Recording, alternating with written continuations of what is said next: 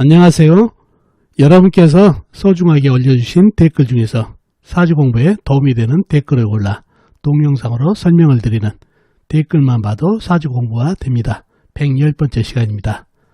이 전주에도 많은 분들이 소중한 댓글을 올려주셨습니다. 그 중에 사주 공부에 도움이 되는 댓글을 골라 동영상으로 설명을 드렸습니다.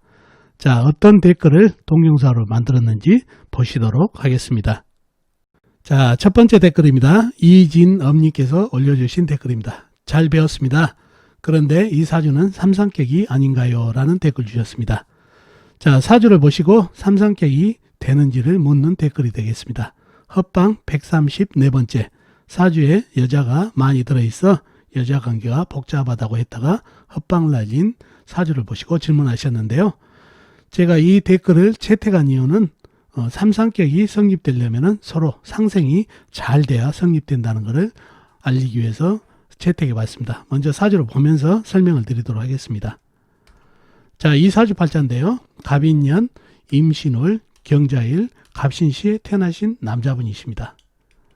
남자분이신데, 자, 이 사주가 보면은 세 가지 오행으로 구성되어 있습니다. 사주가 쇠, 경금, 신금 해가지고 쇠, 물, 자수, 임수, 그 다음에 나무, 간목, 임목, 간목 해서 세 가지 오행으로 쇠, 물, 나무, 금생수, 수생목으로 이어진 삼상격으로 볼 수가 있는 그런 사주가 되겠습니다. 근데 이 사주가 삼상격이 안 됩니다. 왜 그러냐면은 이 쇠들이 물을 잘 생하고 물이 나무를 생하는 것까지는 잘 됐는데 이 시간에 있는 간목이 고춧가루가 됩니다. 자, 이 신금은 이 자수 조그마한 물을 생하고도 남는 힘으로 이 나무를 금극목을 해버립니다. 금생수 수생목으로 이어지지를 못한다는 얘기죠. 이렇게 생을 못하고 극이 있어버리면은 삼상격이 안 됩니다. 그래서 이 사주는 상생이 잘 되다가 시간에서 간목과 신금이 서로 상극, 금극목을 당해가지고 상생이 되지 않은 관계로 이 사주는 삼상격이 되지 않는 그런 사주팔자가 됐습니다. 그래서 사주팔자에서 상생이 세 가지 오행이 잘 되고 있을 때만 삼상격이 이루어지고 이렇게 상생이 안 되고 극이 있으면 삼상격이 안 된다는 거 꼭 머릿속에 담아두시면 좋겠습니다. 자, 다음 댓글입니다. 물장이님께서 올려주신 댓글입니다. 재성도 타격이지만 술미 형살이 작용하지 않을까요? 라는 댓글 주셨습니다. 실전사주 48번째, 초년운이 좋지 않아 반대의 삶을 사는 애성한 남자분 사주를 보시고 댓글을 올려주셨습니다. 제가 이 댓글을 선택한 이유는 바로 살 적용입니다. 자, 사주 팔자에 2개 이상의 살이 있을 때 어떤 살이 작용력이 있는지를 사주 형국을 잘 파악해서 적용을 해야 적중률이 있다는 것을 말씀드리기 위해서 이 댓글을 선택해 봤습니다.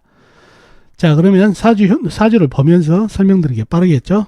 이 사주인데요. 임술년, 정미월, 경자일, 병술시에 태어나신 남자분이십니다.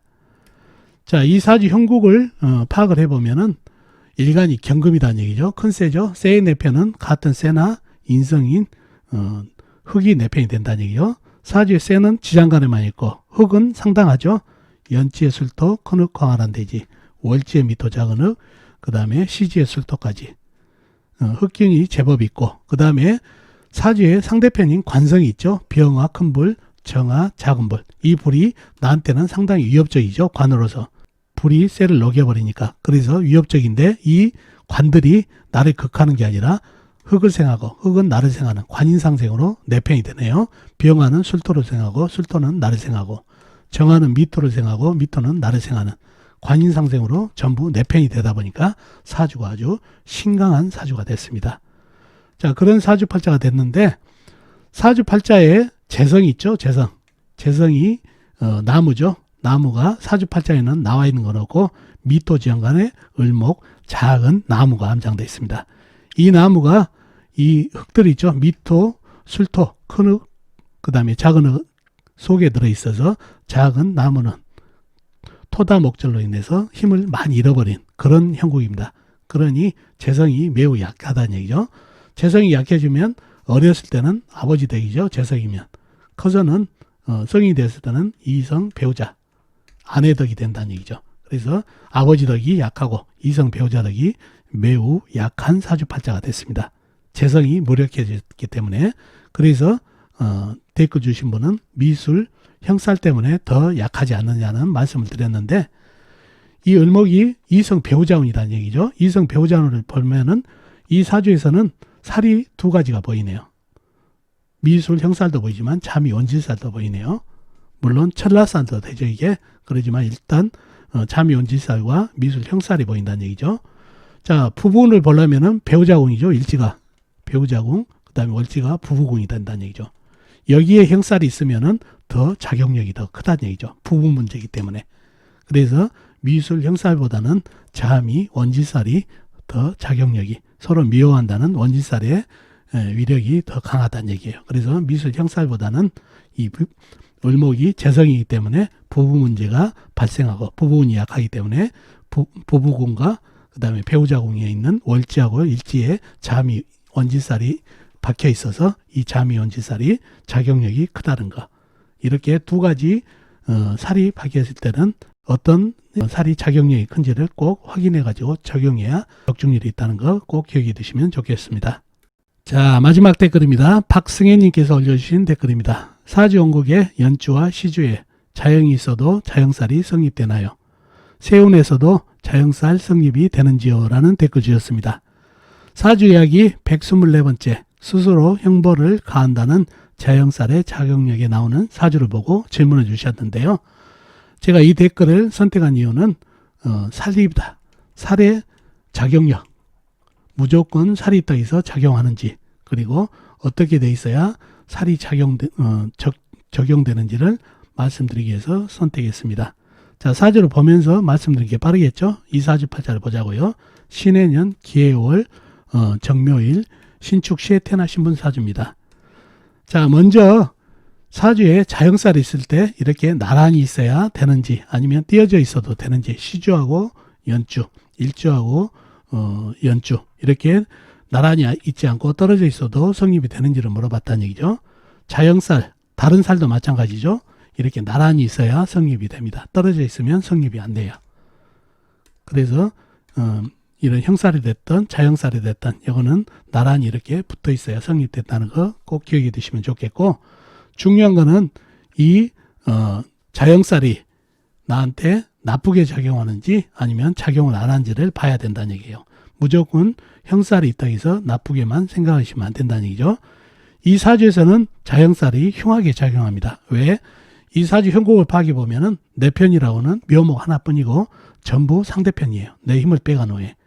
그 중에서도 해수 큰 물, 호수같이 큰 물이 너무 작은 촛불에게는 위협적인 존재가 돼요. 아주 흉한 녀석이죠. 한 방이면 이 작은 촛불을 꺼버리려는 형국입니다. 그래서 이 물이 흉한데 이 물이 해해 자영살로 잡혀 있네요. 그래서 자영살의 작용력이 상당합니다. 그래서 이거는 관제, 구설, 자칫 잘못하면은 이 불을 꺼버리기 때문에 병이라든가 또 심하면 사망까지 할 수 있는 자영살로 작용하는 아주 흉한 자영살이 되겠습니다. 만약에 해수 하나가 없고 세운에서 해수가 오더라도 해해 자영살이 작용합니다. 이 사주 같은 경우는 흉하게 작용한다는 얘기죠. 그래서 사주에 자영살이 없더라도 운에서 이루어질 때는 자영살 작용력이 있다는 것도 꼭 기억해 두시면 좋겠네요. 사주 하나를 더 보자고요. 자, 이 사주팔자인데요. 이 사주팔자에도 진진 자영살이 보이네요. 근데 이 자영살이 좋은 자영살일까요? 안 좋은 자영살일까요? 사주를 보면은 일간이 병합니다. 그리고 사화, 정화, 큰불, 작은불, 그 다음에 시지에 사화, 큰불까지 목생화까지 받는 불기운이 상당합니다. 그러면 이 개수는 말라버리겠죠. 그런 사주다 보니까 상당히 불기운이 강한 사주팔자가 됐습니다. 근데 이 강한 불을 진토, 축축한 흙이 설을 잘 해주고 있는 용신급이네요. 그러니 이 사주에서는 진토가 상당히 좋은 용신급에 들어간다는 얘기죠. 그래서 진진 자영살이 이 사주에서는 작용을 하지 않습니다. 형살이 있다 하더라도. 그래서 사주를 볼 때는 반드시 어떤 살이 있을 때는 그 살이 작용을 하는지, 안 좋게 작용하는지를 반드시 파악한 다음에 적용을 해야 적중률이 있다는 거 꼭 기억해 두시면 좋겠습니다. 그래서 사주 두 개를 비교를 해봤습니다. 이 진토가 이렇게 사주 내에서 좋게 작용할 때는 이 진진 자영살이 작용을 안 한다는 거. 그리고 하나가 없고 운에서 진토가 와서 진진 자영살이 형성되지만 이 사주 같은 경우에는 작용을 안 한다는 것도 기억해 두시면 좋겠습니다. 아셨죠? 자, 이렇게 여러분께서 소중하게 올려주신 댓글 중에서 사주 공부에 도움이 되는 댓글을 골라 동영상으로 설명을 드렸습니다. 자, 어떻습니까 여러분? 오늘 사주풀이 도움이 되셨나요? 도움이 되셨으면 좋겠습니다. 그럼 다음 주에도 소중한 댓글 많이 부탁드리도록 하겠습니다.